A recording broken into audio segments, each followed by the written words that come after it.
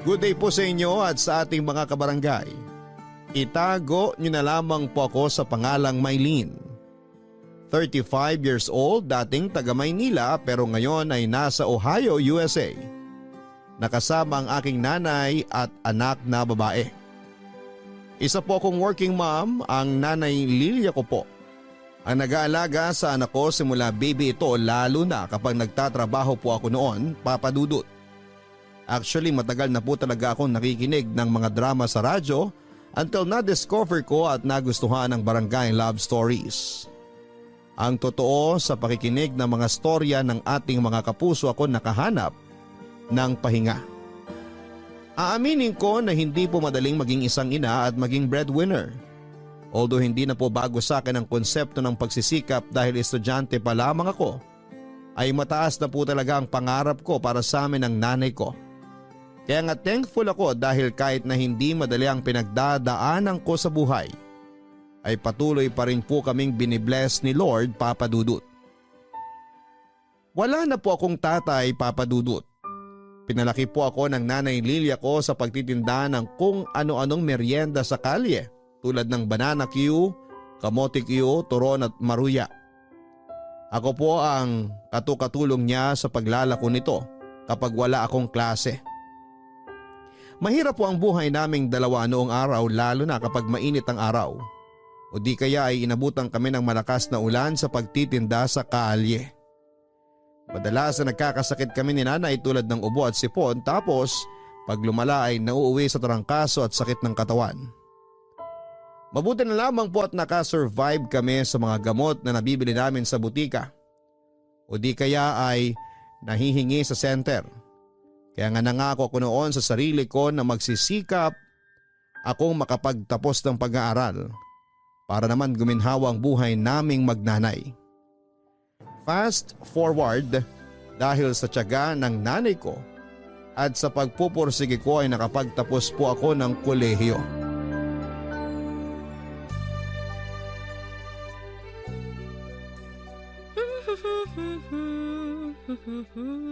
Oh, Maylene anak. Nandiyan ka na pala. Anong oras ka dumating? Kanina pa po.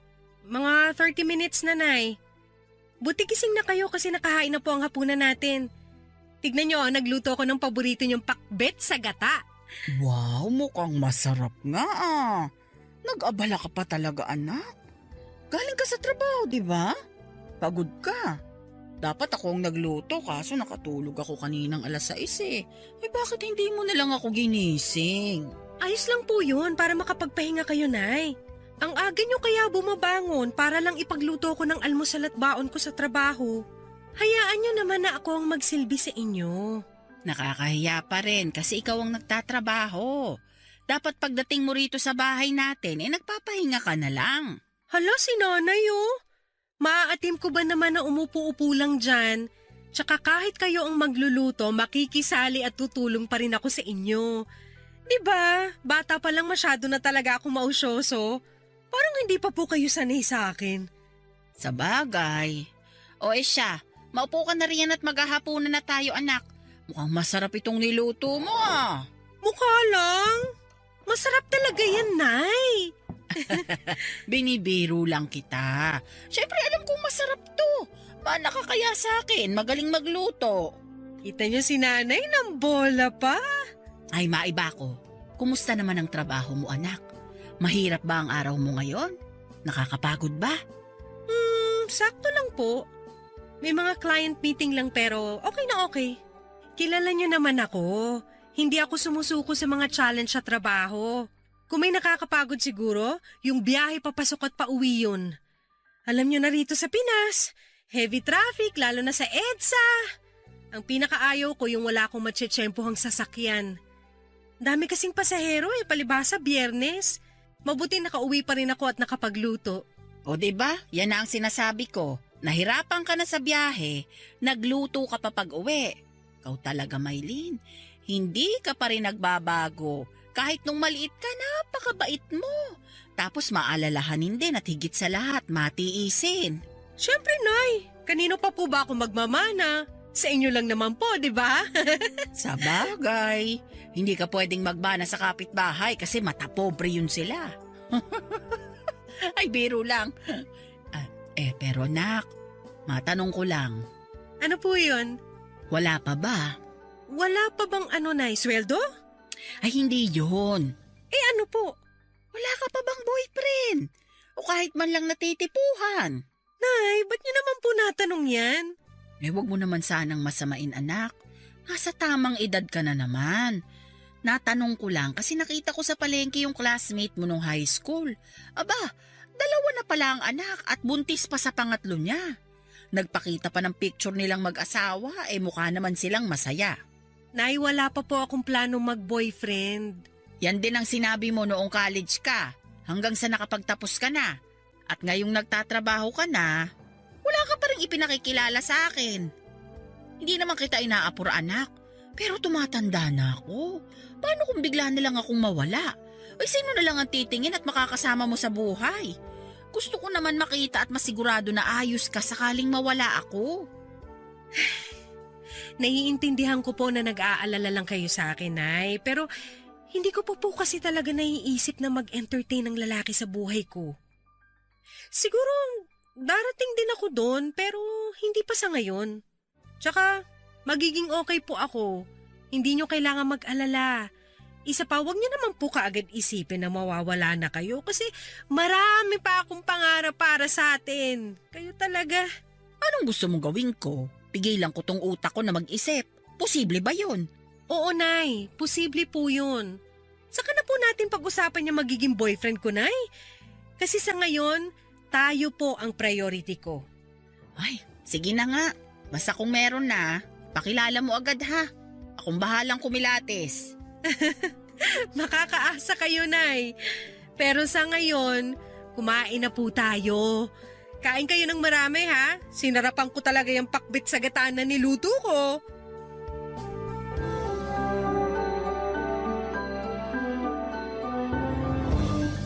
Papadudod simula elementary hanggang college ay consistent awardee po ako. Para sa akin ay sobrang tinitreasure ko ang pagkakaroon ng award at pagkakataon na umakyat sa entablado ang nanay ko para sabitan ako ng medalya. Kaya nga sinikap ko talaga na laging magkaroon ng award at masaya ako na nakikitang proud sa akin si nanay. Sobrang thankful siya sa akin kasi nakikita niyang nagbubunga ang pagsisikap niya para sa pag-aaral ko. Kaya nga nang makapagtapos ako ay hindi na ako nagpahinga pa kagaya ng iba kong classmates. Naghanap po kaagad ako ng mapapasukan, yung competitive ang salary dahil marami po akong goals na gustong ma-achieve.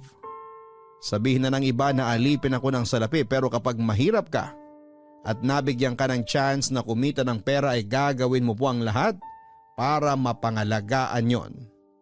Pero hindi naman po ako naging gahaman. Nang mga panahon na yon ay narealize ko na iba pala ang mundo sa labas kumpara noong nag-aaral pa ako. Sabihin na natin na pamilyar na ako doon pero hindi ko pa rin napigilang manibago. Kaya nga sa mga unang taon ko sa trabaho ay hindi po ako na-distract sa ibang bagay tulad ng pagkakaroon ng relasyon. Nagsikap ako at nag-focus sa ginagawa ko hanggang sa napansin ng management namin ang mga ginagawa ko para sa company. Eventually ay na-promote po ako at nagsimulang mag-training bilang supervisor. Lagi po akong ginaganahan sa ginagawa ko dahil gustong-gusto ko naman po ang trabaho ko. Plus mas tumaas ang sweldo ko kaya nagsimula na kaming umahon sa kahirapan ni nanay. Sa katunayan, naibibili ko na siya ng mga gusto niya at hindi na lang mga kailangan namin. Nagpaplano na rin po akong kumuha ng bahay noon para sa aming dalawa although nakalipat na kami sa mas maayos na apartment. Marami pa po akong gustong gawin sa buhay ko, Papa Dudut. Kaya dead man na lamang ako kapag kinukumusta ni nanay ang love life ko. Nape-pressure ako, oo. Kaya nga madalas ko yung i-open up sa best friend kong si Raj, Papa Dudut.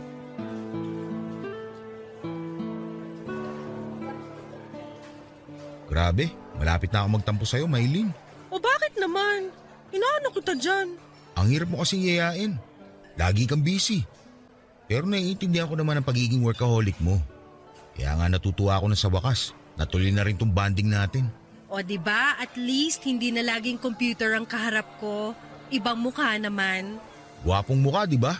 Ay, ba't parang lumalakas yata ang hangin? Grabe ka talaga sa akin. Gwapo naman talaga ako ah. Oo na. Ikaw pa ba? Malakas ka sa akin eh. Pero masaya din ako na nagkita tayo. Sa totoo lang na-miss kita. Kumusta ka naman? Ito, madalas busy sa family business kahit may sarili akong work. Hindi kasi maasahan yung ibang mga kapatid ko eh. Kaya ako pa rin ang nilalapitan ni mama at papa. Okay lang din naman. Bakit kasi hindi ka na lang mag full-time sa negosyo nyo para natututukan mo? Plano ko na rin naman kapag hindi umukay itong pinagtatrabahuan ko. Ewan, ang gulo na ng management. Simula na magpalit sila ng presidente ng kumpanya.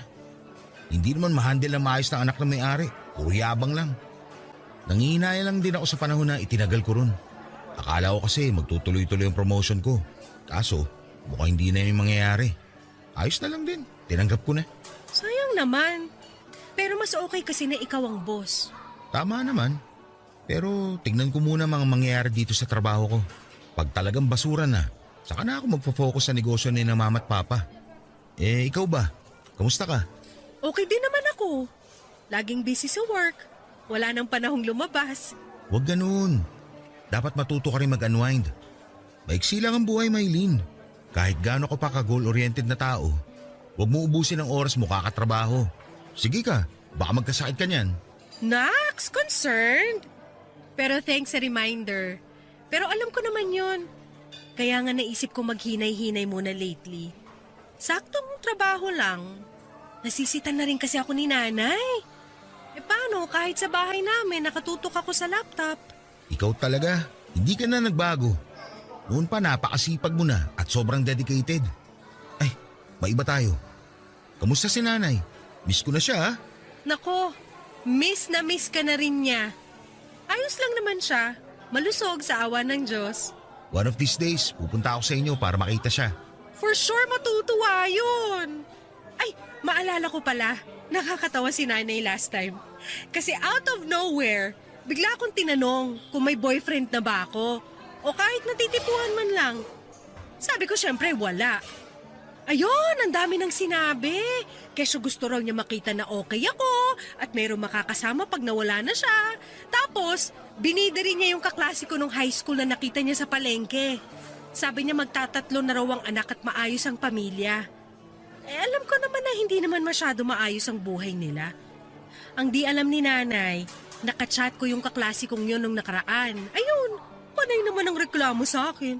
Anong sinabi mo sa nanay mo? Sabi ko wala akong ini-entertain at wala pa akong balak magka-boyfriend sa ngayon. Hindi mo naman masasabi yan. Kasi paano kung may magparamdam, di ba? Well, mas nakafocus kasi ako ngayon sa goal ko para sa amin ni nanay kesa mag-boyfriend. Alam mo naman yun, Raj, di ba? Oo, alam ko. Pero mahirap din kasi magsalita ng tapos. Pag tinamaan ka na ng pana ni Cupido, wala kang magagawa para pigilan yun. Madidistra ka talaga pag na-inlove ka. Yan ang ayaw ko mangyari. Kaya hanggat kaya ko, iniiwasan ko talaga yan. Kaya nga gagawin mo lang inspiration para hindi maging distraction.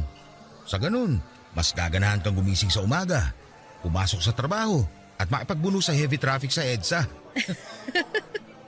Ay naku, para kang nanay ko magsalita. Pero sige, tignan na lang natin ang mangyayari. Kakahabol mo sa goal mo, unti-unti ka nang nawawalan ng buhay. Buksan mo lang ang puso mo. Alay mo, nasa malapit lang pala yung lalaking para sa'yo.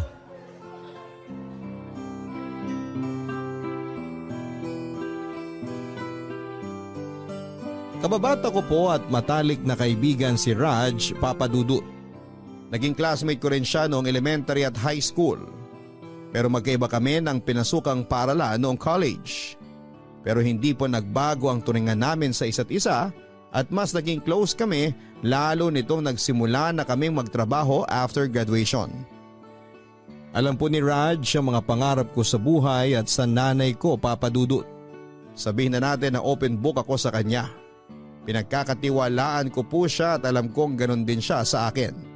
Kumpara po sa pamilyang kinalakhan ko ay well-off po ang pamilya ni na Raj. May food business ang family niya kaya maayos po ang buhay nila. Hindi ganong kayaman pero sapat at hindi nagugutom katulad ng naranasan namin ni nanay noong araw. Pero sa kabila ng lahat ay lumaking mabait at mapagkumbaba si Raj, Papa Dudut. Papa Dudut, aaminin kong napaisip ako sa mga sinabi ng best friend ko. Hindi naman po kasi ako man-hater and in fact ay nagkaka-crush din naman ako noong nag-aaral ako. Sadyang ako na lang po ang kusang umiiwas kapag alam kong malapit na akong ma-fall. Siyempre para sa akin, mawawala ako sa focus ko sa pag-aaral kapag nagpapasok ako ng ibang tao sa buhay ko. Hindi rin po ako believer ng mga tinatawag nilang inspiration. Kapag nagkarelasyon, para sa akin ay abala lamang po yun.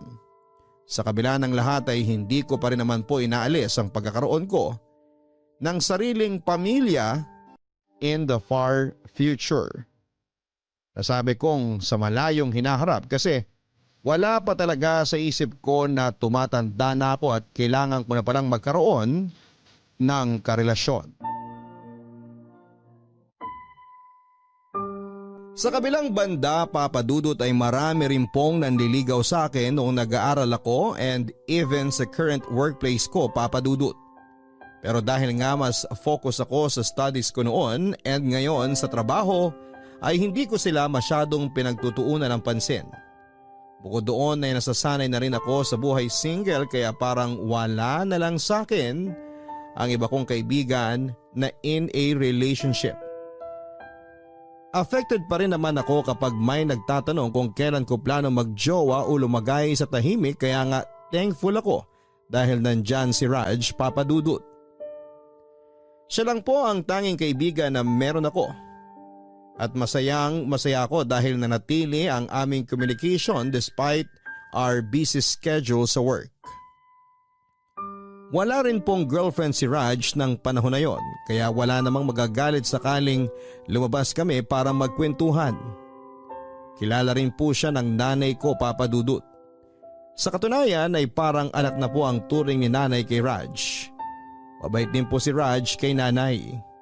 Sa tuwing pumupunta siya noon sa dating tinitirhan namin at kahit noong nakalipat na kami ay hindi nawala yung mabuting treatment niya kay nanay. Lagi rin pong may dalang regalo si Raj kapag birthday ng nanay ko. Binibigyan din niya ito ng flowers tuwing Valentine's kaya nga hindi katakataka na suportado ni nanay sakaling si Raj ang maging boyfriend ko.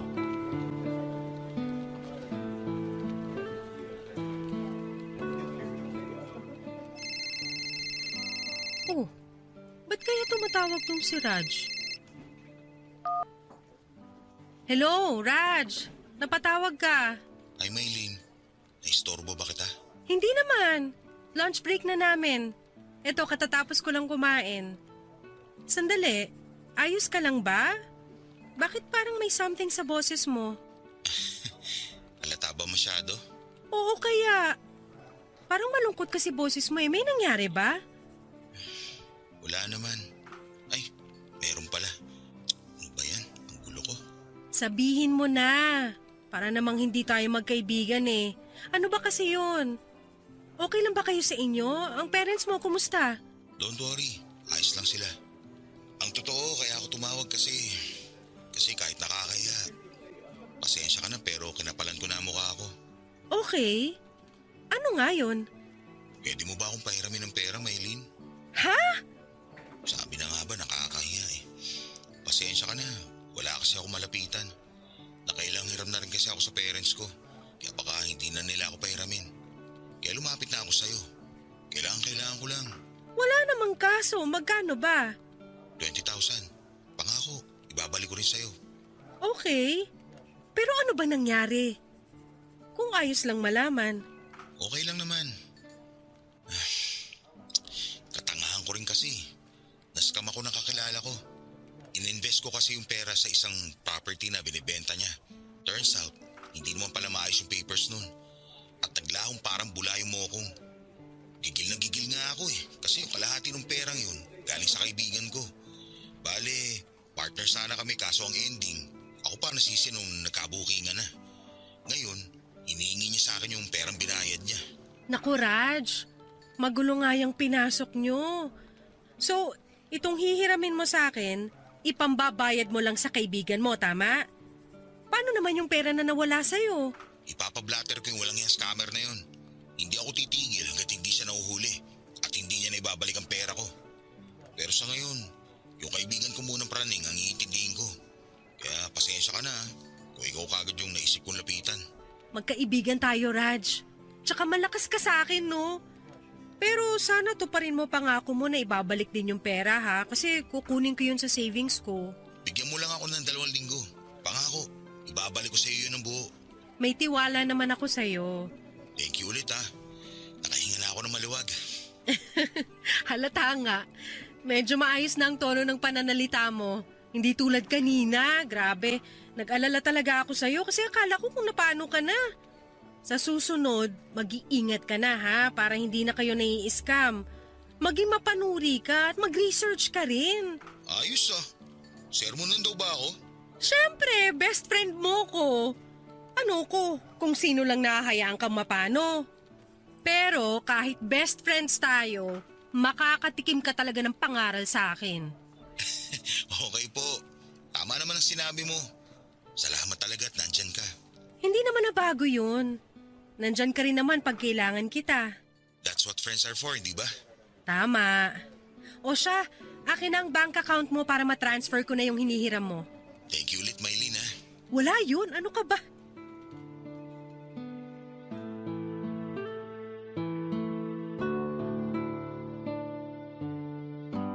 Papadudot kahit galing sa well-off family si Raj, ay may ugali siya na laging short sa pera at madalas ako ang hinihiraman niya.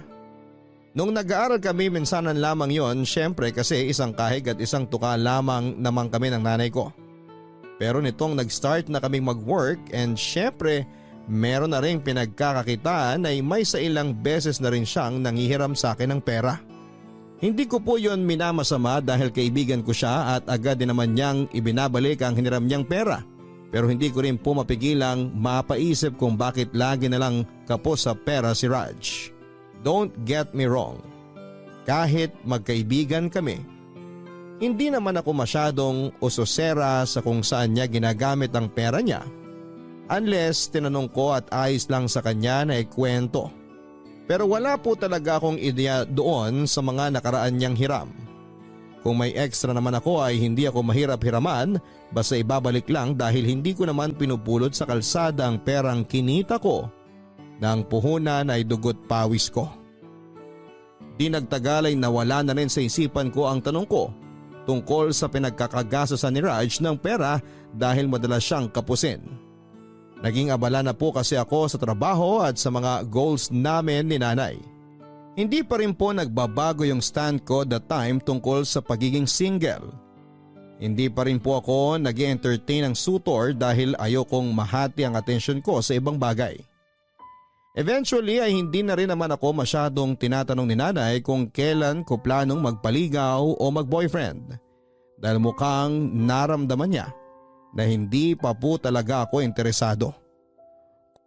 Kung kukumustahin niyo kami ni Raj ng panahon na yon, para sa akin ay casual ang relationship namin as best friends. Not until muli na naman siyang nagtapat sa akin ng kanyang feelings.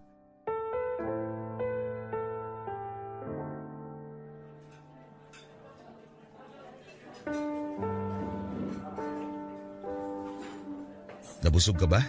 Oo. Pero bakit parang ang romantic naman ang setup natin ngayon? Anong okasyon? Wala naman. Gusto lang kita i-treat sa isang magandang restaurant. Masarap pagkain nila rito, no? Natatandaan ko kasi sabi mo, gusto mong sumubok ng ibang putahe. Wow! Naaalala mo pa pala yun? Grabe ang memorya mo ha! Ako nga hindi ko natanda na sinabi ko yun eh. High school pa tayo nung sabihin mo yun. At hindi ko yun makakalimutan. Kaya nga sa tuwing may pagkakataon, nagdadala ako ng mga pagkain na inspired sa ibang bansa na luto ng mama ko para matikman yun ni nanay. Oh, na-touch naman ako, Raj. Thank you kasi hindi mo nakalimutan. Hindi talaga. Paano ko makakalimutan? Best friend kita. Best friend nga lang ba? Kilala kita. Hindi ka magpapaganito kung walang something. Maylin naman. Walang something, no? Gusto ko lang talagang gawin to kasi masaya ako na nagkakilala tayo. Kumbaga para sa akin, hulog ka kasi ng langit. Sobra naman yung hulog ng langit. Tinutubuan din ako ng sungay at buntot. Puro ka naman biro eh. Oh, ba't parang kinakabahan ka? Naku Raj, iba talaga kutob ko. May pasabi-sabi ka pang walang something pero alam kong meron. Ano pa kasi yun? Share mo na. Ay, wala talaga akong lusot sa'yo. Sige na nga.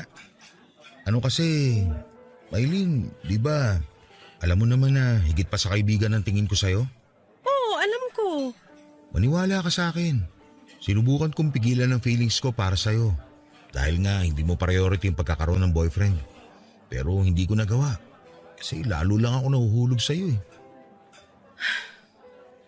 Raj, pinag-usapan na natin to, di ba? Oo, pero pakinggan mo muna ako. Please? Okay. Sige, ituloy mo. Para sa akin, ikaw yung babae na gusto kong maging girlfriend. Kasi napaka-espesyal mo. Mabait kang anak, ang hardworking mo. Tapos, maaasahan ka pang kaibigan. Saka kahit nung nag-aaral pa tayo, in love na ako sa'yo eh. At hindi yun nabawasan hanggang ngayon. Lalo pa nga yata nadagdagan. Espesyal ka rin naman sa akin. Mabait ka, maalalahanin. Gustong-gusto ka nga ng nanay ko para sa akin kahit noon pa pero alam mo naman ang sagot ko, di ba? Hindi mo ba pwedeng subukan?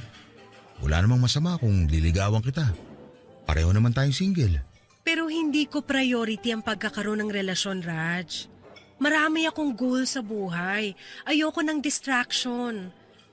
Pasensya ka na kung hindi pa rin ang isasagot ko sakaling magtatapat ka ulit ng feelings mo. Actually, plano ko talagang magtapat sana sa'yo ngayon. Akala ko kasi, sa maraming taong pagkakaibigan natin, magkakaroon na ako ng pag-asa sa puso mo. Pero wala pa rin pala. Alam ko hindi ako dapat magtampo. Alam ko dapat irespeto ko ang desisyon mo. Pasensya ka na kung di ko pa rin mapigilang malungkot ha. Naiintindihan kita. Pasensya ka na rin kung wala akong magawa para hindi ka na malungkot. Naku, ayos lang yun. Mawawala rin to. Saka naging honest ka lang din. Mabuti nga sinabi mo para alam ko kung saan ako lulugar. Thank you for understanding, Raj. Thank you ulit sa pagiging honest. Paano? Hatid na kita pa uwi. Medyo gumagabi na rin. Baka hinahanap ka na ni nanay. Oo nga, sige. Tara na. Salamat sa masarap na dinner, ha?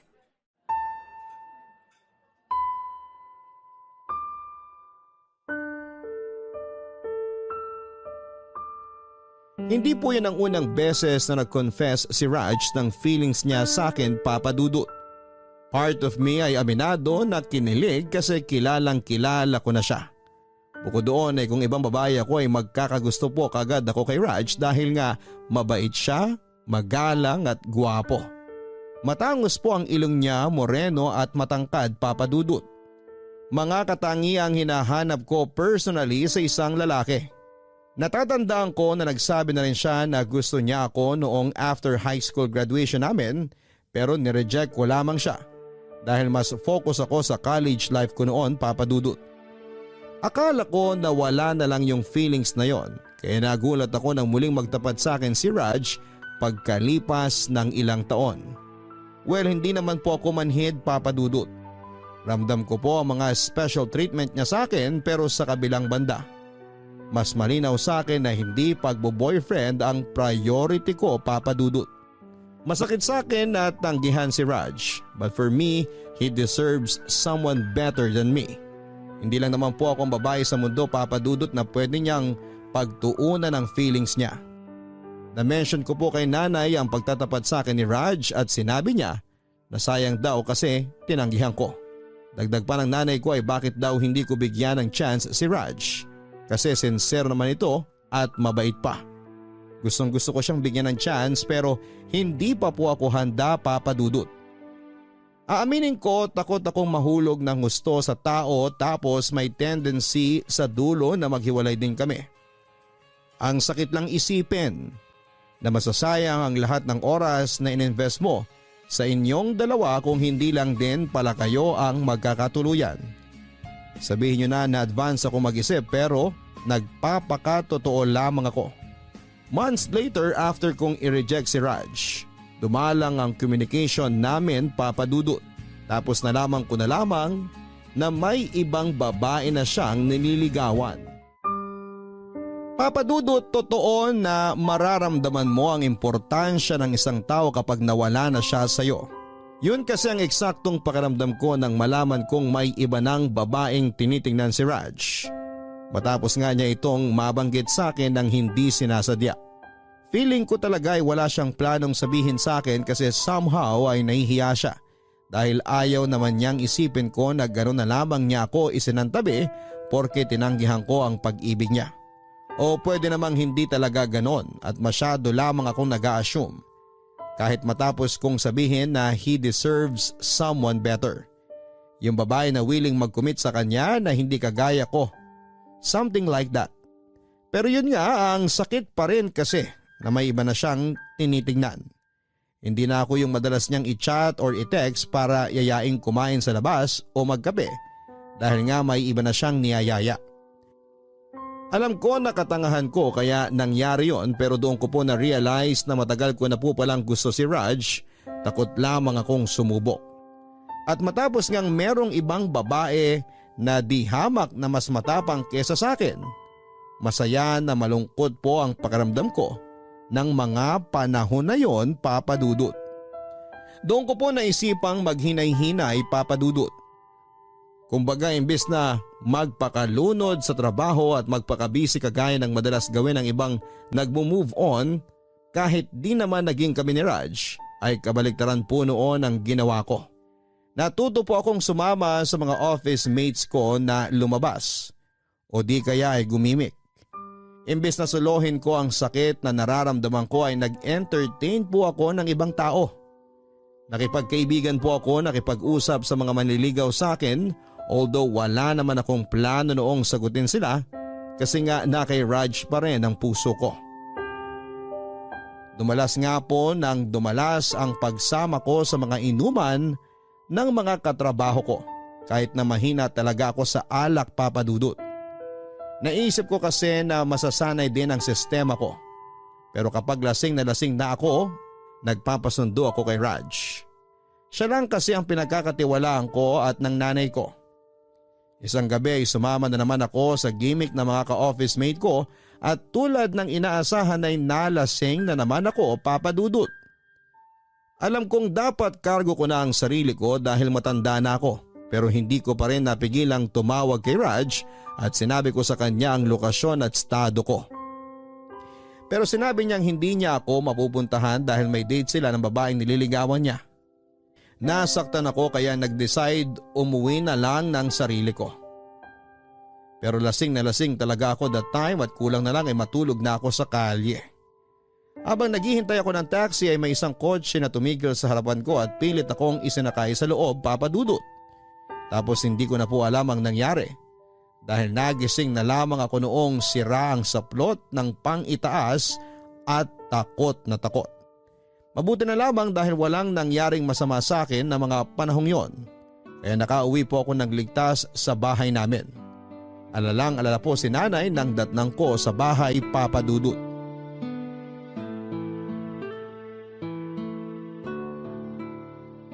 Sigurado ka ba na walang masakit sa'yo?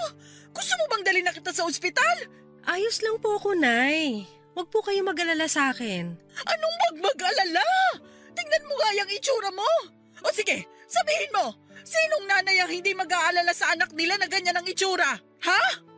Ano bang nangyari sa'yo? Bakit ka inumaga? Hindi ka man lang tumawag o nag-text.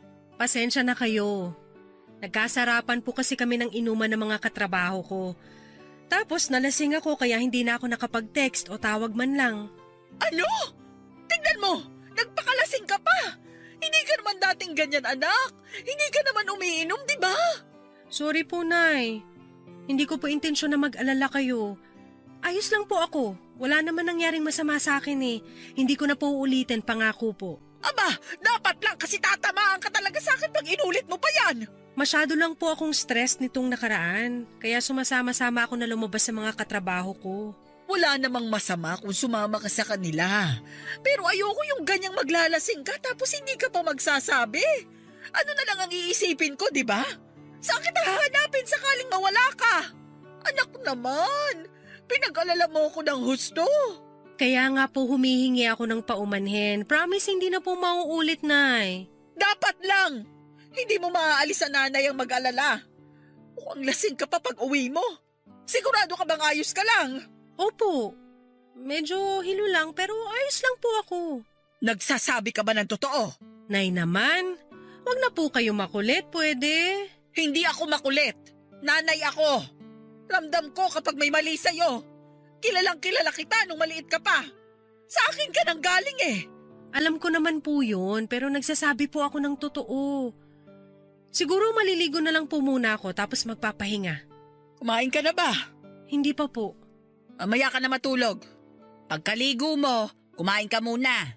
Magluluto ako ng sopas para mainitan yung sikmura mo. Nay, pwede po bang payakap? Oo naman. Oh, ano ba kasing problema, anak? May masakit ba sa'yo? May umaway ba sa'yo? Binastos ka ba? Sabihin mo sa akin. Wala pong ganun nangyari, Nay. Ayos lang po ako. May ayos bang ganyang umiiyak? Nalulungkot lang po ako. Pero magiging okay din naman ang lahat, di ba?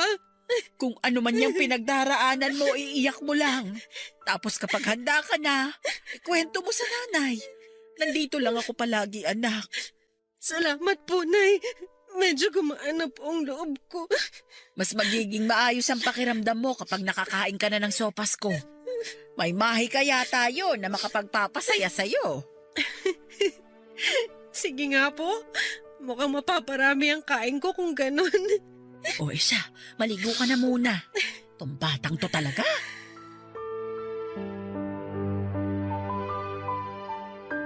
Tuliro po ako ng panahon na yon, Papa Dudut, dahil malaki ang posibilidad na napagsamantalahan ako.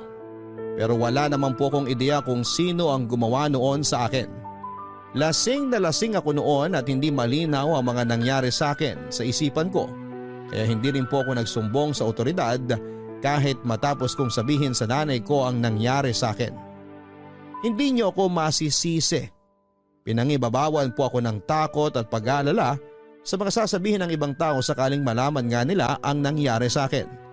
Kaya naman binaliwala ko po ang kaba na nararamdaman ko that time at pinilit kong maging okay. Pero aaminin kong sobrang hirap, Papa Dudut. Bumalik po ako sa trabaho, nagpaka-busy po ako at kulang na lamang ay sa office ako tumira, Papa Dudut. Nilunod ko po ang sarili ko sa mga gawaing pang-opisina para makalimutan ko ang nangyari sa akin. Ang akala ko ay makakapag-move on ako kahit gabi-gabi akong binabangungot pero isang araw ay nagkatotoo po ang masamang panaginip ko. Matapos kong makaramdam ng komplikasyon na nagdadalang tawa ko. Nung una in denial pa ako, Papa Dudut. Akala ko ay delayed lamang ako dahil irregular ang menstruation ko. Pero nang magsimula na ako makaramdam ng morning sickness ay natakot na po talaga ako ng husto. At para nga makasigurado, 2 beses akong nag-pregnancy test at pareho pong positibo ang resulta. Nang mga panahon na yon ay gumuho po ang mundo ko, Papa Dudut.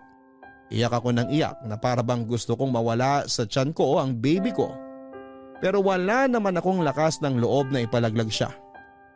Sinabi ko po sa nanay ko ang pinagdadaanan ko at malaking bagay na nasa tabi ko siya dahil kung hindi ay baka nasiraan na ako ng ulo.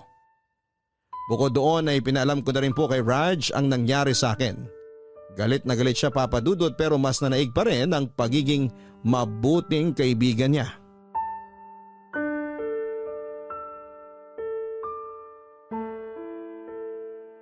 Natatakot ka pa rin ba? Masisisi mo ba ako? Ngayon lang ako magkaka-baby. Paano kung hindi ko magampanan ng tama ang pagiging mabuting nanay sa magiging anak ko? Naniniwala ako na makakaya mo. Saka hindi ka naman mag-iisa sa pagpapalaki sa baby mo. Nandyan ang nanay mo. Ako. Nandito rin ako, Maylin. Alam ko nandyan ka pero ayoko namang iasa sa'yo lahat. Natutuwa ako kasi Dinadalaw-dalaw mo ko simula nung malaman mong buntis ako. Alam kong busy ka rin sa buhay mo kaya salamat. Basta para sa'yo at sa magiging anak mo, palagi ako may oras. Paano ang girlfriend mo? Ayokong isipin niya na may kahati siya sa oras mo. Ano ko ba naman? Wala akong girlfriend. Ha? Pero, di ba meron kang dinidate na babae? Meron, pero hindi naman naging kami. Naku, Raj. Sorry. Bakit ka naman nagsasorry? Ako ang umayaw, Maylene. Naisip ko kasi na ang unfair dahil wala naman akong pagtingin sa kanya. Ang totoo, ikaw pa rin ang gusto ko, Maylene. At hindi ko mapilit ang puso ko na tumingin sa iba kahit na anong gawin ko. Pero huwag kang mag-alala. Nire-respeto kong desisyon mo. Kaso sana, hayaan mo ako na magstay sa tabi mo.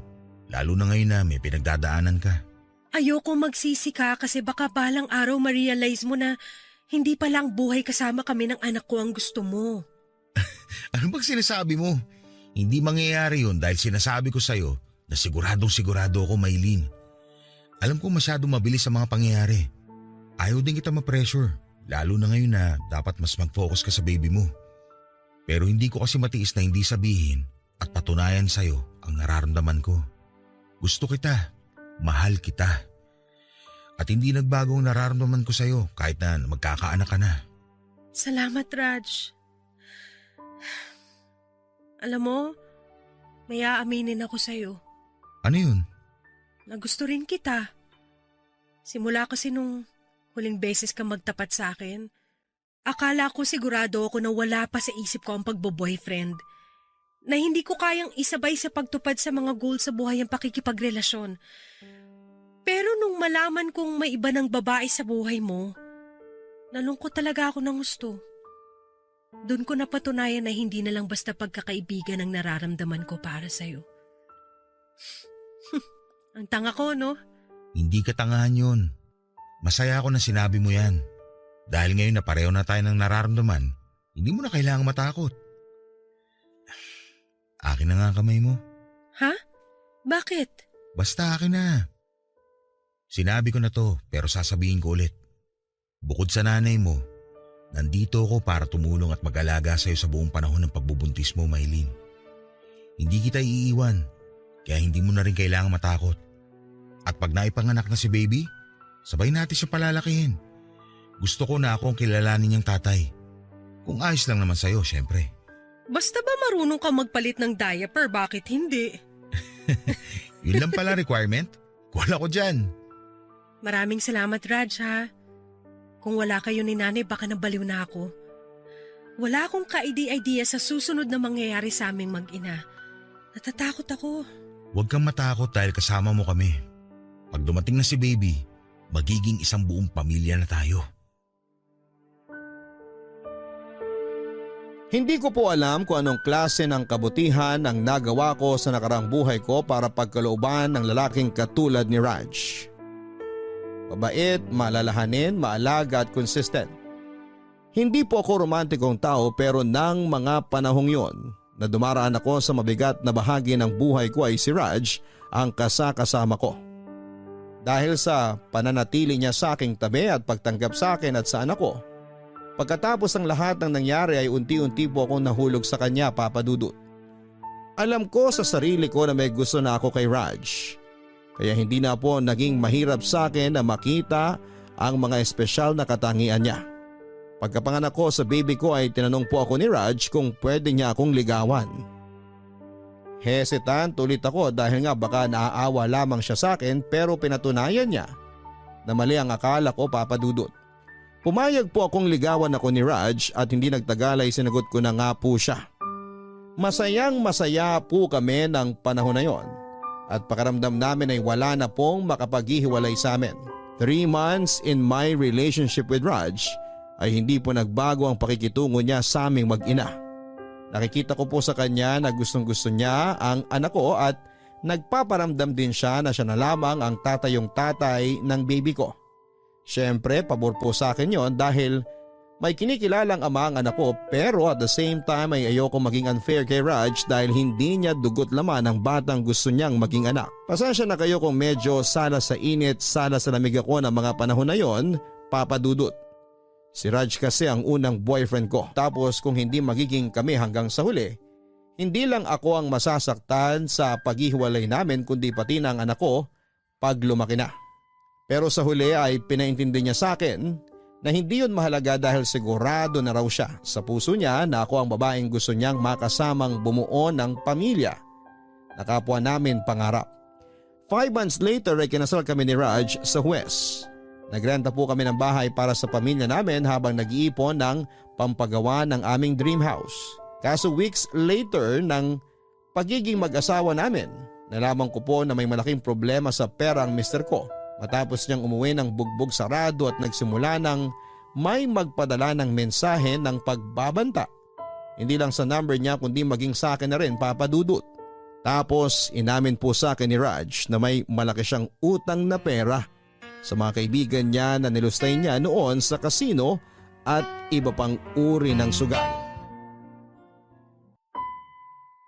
Galit na galit po ako sa mister ko matapos niyang sabihin sa akin ang lahat, Papa Dudut. Kung paanong madalas siyang ma-short noon sa pera kaya siya nangihiram sa akin ay dahil nga involved siya sa sugal. Hindi na lang daw po niya na malaya na nalulong na siya rito dahil nung una ay nananalo siya at malaki ang nakukubra niyang pera. Humingi ng tawad si Raj sa akin pero hindi ko alam kung paano siya patatawarin. Yung mga pagbabanta sa kanya ay totoong nakakatakot. Ayaw kong madamay kami ng anak ko kung sakali, Papa Dudut. Nangako po sa akin si Raj na hindi yon mangyayari dahil poprotektahan niya kaming mag-ina. Sabihin niyo na pong marupok ako pero nagtiwala ako sa mister ko. Binigyan ko rin siya ng ikalawang pagkakataon bagaman sinabi kong ayusin muna niya ang gusot na pinasok niya. Kaya nga matapos noon ay ginawa ni Raj ang lahat para makaipon ng perang ipambabayad sa mga pinagkakautangan niya. Hindi po sinabi ni Raj kung magkano lahat ng utang niya.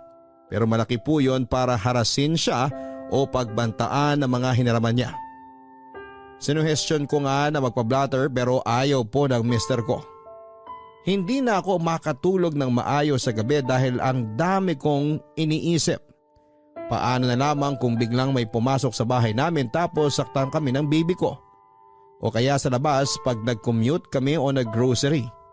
Sobrang affected na po ang daily life namin, Papa Dudut. Dahil doon ay nag-decide kami ni Raj na umuwi muna kaming mag-ina sa nanay ko habang nagpaiwan si Raj sa apartment namin. Mahal ko siya pero mas mahal ko po ang anak ko. Gagawin ko ang lahat para maprotektahan ang baby ko, Papa Dudut. Hindi naman umalma si Raj dahil iniisip din niya ang kaligtasan namin. Sinabihan ko na lamang siya na mag-iingat at huwag na niyang isasangkot ang sarili niya sa malaking utang. Sumang-ayon naman po si Raj at madalas kaming mag-usap via video call. Kaso isang gabi ay may natanggap po akong chat message mula sa isang unknown account sa Facebook kung saan ay nag-send din ito ng mga pictures noong lasing ako at nasa isang kotse habang nakagapos at walang malay. Pero ang nagpatindig ng balahibo ko ay nang makita ko sa naturang larawan ng mister kong si Raj, Papa Dudut.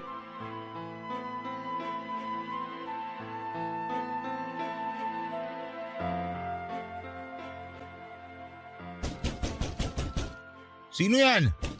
Sandali lang naman. Masisira mo na pinto. Hayop ka, Raj! Aray! Ba't mo ako sinampal? Nagtatanong ka pa talaga? Ano bang ginagawa mo rito? Bakit? Wala na ba akong karapatang pumunta dito?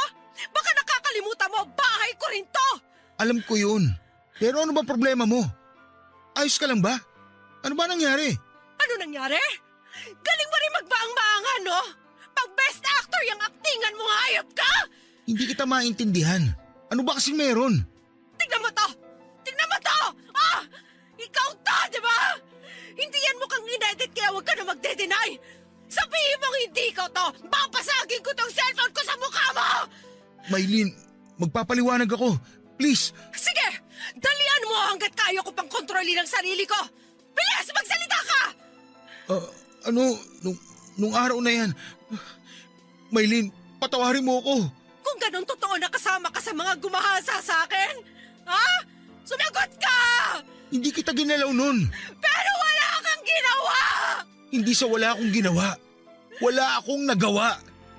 Nakapangako ako sa kanila na ihahanap ko sila ng babaeng paglalaroan nila tapos nagkataon na tumawag ka sa akin nung time na yun kaya... Kaya kung naisip mo, Aray! napakademonyo Teka! mo!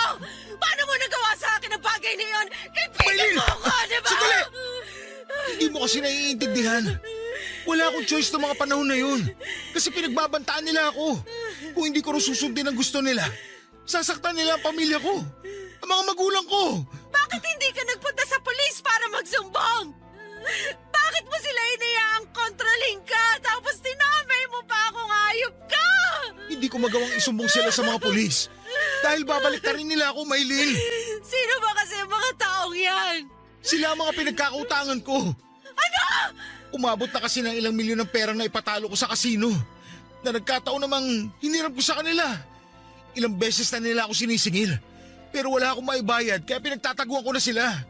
Kaso, nahanap pa rin nila ako. Wala akong magawa. Minsan nga, para may pambayad ako sa kanila kahit konti. Nangungutang ako sa'yo. So ngayon sinasabi mo na yung mga perang hiniram mo sa akin, pinambabayad mo lang sa kanila? Ayos ka rin, no? Nakuha mo pang gumawa ng kwento, ayop ka! Patawarin mo ako. Gipit lang ako ng mga panahon na yun. Hindi ko alam kung paano pa kita mapapatawad, Raj. Nandidiri ako sa'yo! Alam mo ba na nilihim ko lang yung nangyari sa akin ng mga panahon na yon dahil takot na takot ako. Hindi ko alam kung paano magsisimula sakaling magsumbong ako sa mga pulis. Kaya nga kahit masakit, tinanggap ko na lang ang lahat. Tapos nagkabibi pa ako. E di lalong mas mahirap. Hindi alam ng nanay ko na gabi-gabi ako umiiyak at nandidiri sa sarili ko. Yan naman pala may alam ka. At isa ka sa mga nandun ng gabing yon. Napakawalang niya mo! Tinuring kitang kaibigan. Minahal kita pero pinilog mong ulo ko. Mamatay ka na! Masunog ka na sana sa impyerno!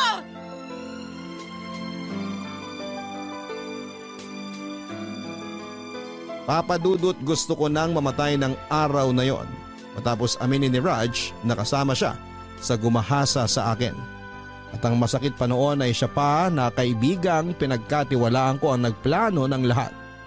Kaya naman pala gano'n na lamang ang concern niya sa akin matapos niyang malaman na nagbunga ang panglalapastangan sa akin ng mga panahon na yon. Kaya pala kulang na lamang ay akuin niya ang pagiging tatay sa anak ko dahil yun naman pala ay naguhugas kamay siya sa mga kasalanan niya. Galit na galit po ako kay Raj kaya pinagsusunto ko siya, pinalo at tinadyakan. Hindi naman po siya gumanti, Papa Dudut, dahil alam niyang deserve niya yon. Sinabi ko sa kanya na mamatay na siya, na masunog na sa impyerno ang kaluluwa niya at nararapat lang na pagbayaran niya sa kulungan ang kasalanan niya sa akin. Wala na po akong lakas na pumunta sa presinto para ipakulong siya dahil lito at tuliro ako ng sandaling yon, Papa Dudut. Umalis po ako sa apartment namin habang umiiyak. Saka umuwi sa bahay namin nang umiiyak. Takang-taka ang nanay ko pero hindi ko pinaalam sa kanya ang mga nalaman ko. Hindi ko kasi sigurado kung ano ang pwede niyang gawin kay Raj pag nalaman niya ang totoo. Lumipas ang ilang araw ay natili akong cold sa mister ko. Hindi ko sinasagot ang tawag niya at hindi ko rin siya hinaharap pag pumupunta siya sa bahay namin. Niayaw kong makita niya ang anak ko dahil hindi siya karapat-dapat na kilalaning tatay nito.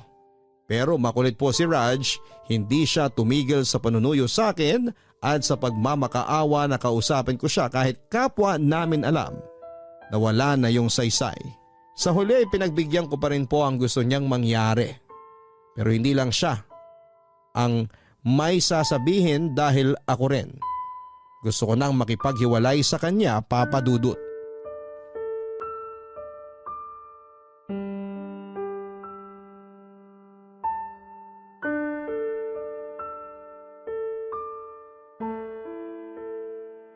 Gusto ko na makipaghiwalay sa'yo. Dahil hindi ko na masisikmura na makasama ka pa sa buhay ko. Sukang-suka ako sa pagmumukha mo. Maylin, please. Pag-isipan mo muna ang gusto mo mangyari. Paano na lang si baby? Lalaki siyang walang ama. Mas mabuti nang wala siyang kilalaning ama. Kaya ko naman siyang palakihin mag-isa eh. Tsaka ang kapal din ang mukha mo, no? Hindi porke hindi ka nabubulok ngayon sa kulungan, ibig sabihin pinatawad na kita. Para sabihin ko sa'yo, walang kapatawaran ng kasalanang nagawa mo, kasama yung mga demonyong pinagkakautangan mo. Alam mo, Diyos na lang ang bahalang gumanti at magparusa sa inyo. Maawa ka naman sa akin. Pinagsisisihan ko naman ang mga kasalanan ko eh. Kung iiwan niyo ako, paano na lang ako? Please, Maylin, parang awa mo na. Huwag mo naman akong iwan ng ganito. Kung hindi tayo maghihiwalay, hindi rin tayo magsasama ng matagal. Magiging magulo lang ang pamilya natin. Ayokong kalakihan yun ng anak ko. Kaya ngayon pa lang, tapusin na natin ang lahat. Alam mo, nagsisisi ako na pinakasalan pa kita eh. Pero dahil mahalaga pa rin sa akin ang pagkakaibigan natin, mas pipiliin ko na lang na ibaon sa limot ang kasalanan mo dahil may bago na akong responsibilidad. Yun ay ang anak ko. Pero saan ako pupunta? Sino na lang makakasama ko sa buhay?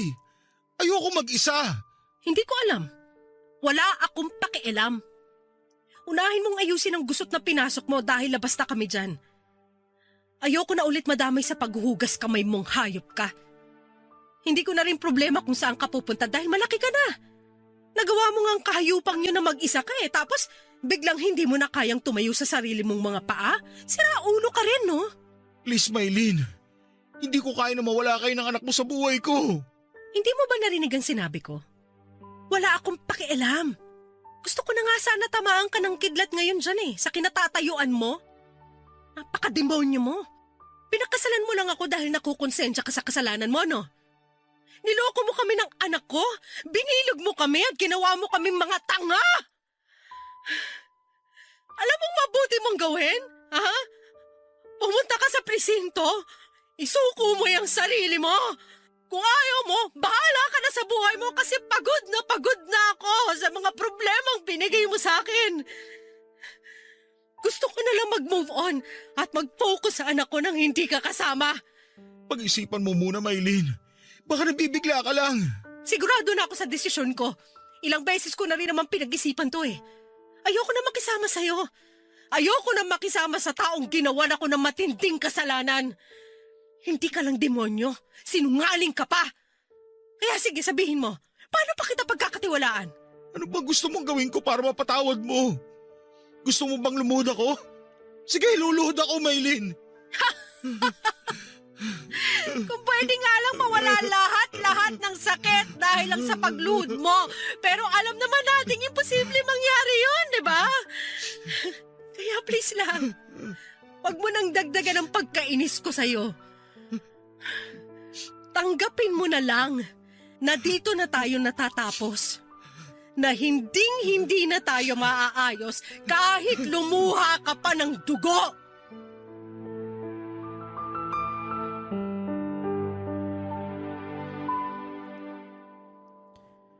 Papadudot, nagsisimula pa lamang po akong mahalin ang mister ko pero maagang winasak ng pagkakasala niya. Hindi lang sa kasal namin, kundi maging sa batas ang aming pagsasama. At kahit na umiyak pa siya ng dugo ng panahon na yon ay hindi ko po siya mapapatawad. Sa huli ay naghiwalay din po kami ni Raj na hindi alam ng nanay ko ang totoong dahilan. Pinili kong isekreto na lamang ang lahat dahil ang gusto ko na lang ng panahon na yon ay mag-move on. Pero hindi naman po basta-basta natuturuan ng puso na huwag nang ibigin ang isang tao. Aaminin ko, naging mahirap rin sa akin na kalimutan si Raj. Na hindi ko lang naging mister kundi naging matalik ko ring kaibigan.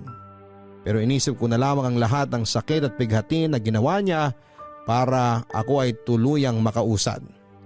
Bukod doon ay mas nag-focus ako sa aking anak, Papa Dudut. Di nagtagal ay tuluyan na nga pong natanggap ng mga magulang namin ang paghihiwalay namin ng landas ni Raj. Nagpatuloy kami sa buhay namin, Papa Dudut, until years later ay nabalitaan kong na-diagnose ng colon cancer ang dati kong mister. Ako po naging kasakasama niya sa mahuling sandali ng buhay niya bago siya na maalam. Kahit po ilang taon na ang lumipas at magpahanggang sa ngayon, nalulungkot pa rin ako sa pagkawala ni Raj. Pero hindi ko po yon hinahayaan na mamayani sa akin dahil mas mahalaga sa akin ang kasalukuyan. Sa ngayon ay masaya po kong sabihin na naka-move on na ako ng tuluyan sa mga pinagdaanan ko. At ang lahat ng yon ay nagsisilbi na lamang aral sa akin, Papa Dudut. Nakatulong din po kasi ang pag-migrate namin sa Amerika para magsimula ng bagong buhay kasama ang anak ko at ang aking nanay.